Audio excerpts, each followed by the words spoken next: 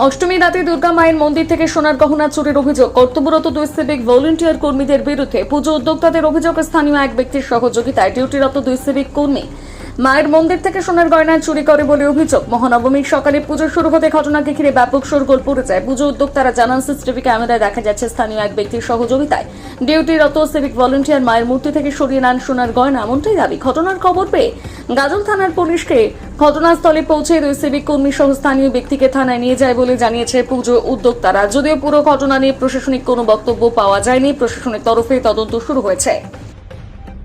দুর্গা মায়ের মন্দির থেকে গত রাত্রে ডিউটি অবস্থা সিভিক ছিল, এবং ওখানে একদিন ঢুকে গিয়ে আর সাপোর্ট করেছে, কী করেছে জানি না। আমরা সিসিটিভিতে দেখতে পাচ্ছি যে ও তিনজে মিলে মন্দিরে পায়ের মধ্যে সোনার কিছু জিনিস ছিল রাখা প্যাকেটের মধ্যে, সেটা নাই। এইভাবে আমরা থানাতে কমপ্লেন করতেছি। এবার সিসি ক্যামেরা কি আপনার দেখতে পেয়েছেন? প্রমাণ স্বরূপ যে সেবিকই করেছে। আপনার নাম? আমার নাম দীপক ঘোষ। কোন পদে আছেন? আমি সেক্রেটারি পদে।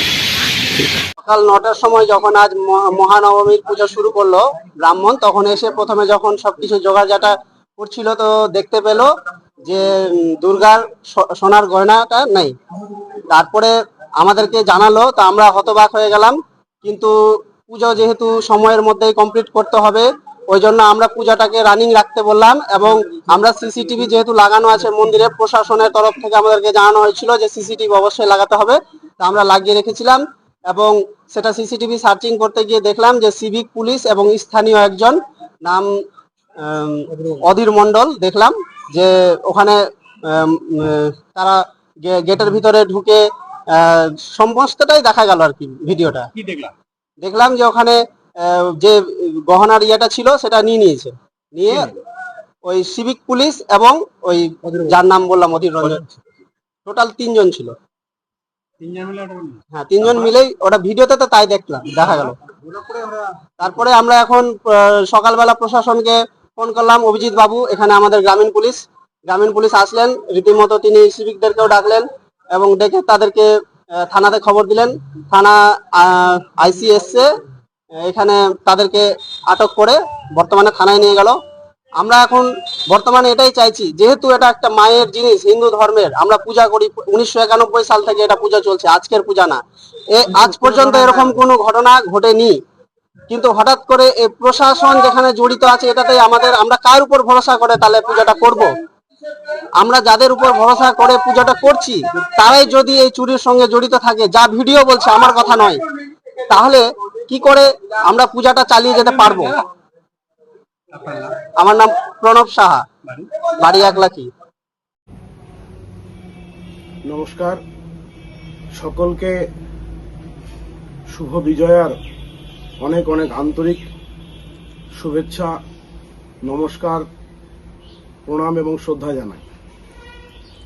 এই আনন্দের মুহূর্তেও গাজল বিধানসভার অন্তর্গত একলাখি গান্ধী মোড় সার্বজনীন দুর্গা মন্দিরে যে ঘটনাটি ঘটেছে সেটি অত্যন্ত নিন্দনীয় এবং সনাতনী হিন্দুদের রীতি নীতির উপরে, ধর্মীয় আচার আচরণের উপরে এক চরম আঘাত বলা যায়। দেখুন, রাজ্যের মাননীয় মুখ্যমন্ত্রী তিনি সাথে সাথে পুলিশ মন্ত্রীও, এবং একলাখি গান্ধী মোড় সার্বজনীন দুর্গা মন্দিরে যে ঘটনাটি ঘটেছে সেটি বলতে কষ্ট হয় যে 2 জন সিভিক ভলেন্টিয়ার, তারা কর্তব্যরত সেই মায়ের প্রতিমা এবং প্যান্ডেল আর পাহারারত, তারা সেই সিভিক ভলেন্টিয়াররাই নাকি সিসিটিভি ফুটেজে দেখা যাচ্ছে, যেটা আমি জানতে পেরেছি, যে তারা মায়ের গয়না খুলে নিচ্ছে। তো এই যে রাজ্যের মাননীয় মুখ্যমন্ত্রী পুলিশ মন্ত্রীও বটে, তার নেতৃত্বাধীন পুলিশের এই রকম কর্তব্য বোধ বা এরকম আচরণ গোটা বাংলাকে, গোটা সনাতনীদেরকে আর অপমানিত করছে, কলঙ্কিত করছে। দেখুন, এতদিন পর্যন্ত রাজ্যের সরকারের বিভিন্ন ধরনের চুরি এবং বিভিন্ন ধরনের আর দুর্নীতির কথা সামনে এসছে, কিন্তু আজকের দিনে দাঁড়িয়ে সিভিক ভলেন্টিয়ার রাস্তায় দাঁড়িয়ে পয়সা তুলতো, সেটাও আমরা দেখেছি। কিন্তু আজকে সনাতনীদের বাংলার সর্বশ্রেষ্ঠ উৎসব দুর্গা পূজা, সেই দুর্গা মায়ের শক্তির গা থেকে গয়না খুলে নেওয়ার কাজটাও আর এই বর্তমান রাজ্য সরকারের যে নেতৃত্বাধীন পুলিশ তারা কিন্তু করছে। তো সেই জন্য আমি অত্যন্ত লজ্জিত এবং কুণ্ঠিত। আগামী দিনে এই রাজ্য সরকার থাকলে আর কি কি ঘটনা আমাদের চোখের সামনে আসবে এটা নিয়ে আমরা অত্যন্ত চিন্তিত এবং দুঃখিত। সকলকে আবারও আমি আর শারদীয়া দুর্গা উৎসবের অনেক অনেক শুভেচ্ছা, শুভ বিজয়ের অনেক অনেক প্রণাম এবং ধন্যবাদ জানাই। নমস্কার। গাজল একলাখির মন্দিরের যে চুরির ঘটনাটা আপনারা বললেন, তাতে অলরেডি যারা অভিযুক্ত বা যাদের সিসিটিভিতে ফুটেজ পাওয়া গেছে, কনসার্ন থানার অফিসার্সরা তারা অলরেডি অ্যারেস্ট করে নিয়েছেন।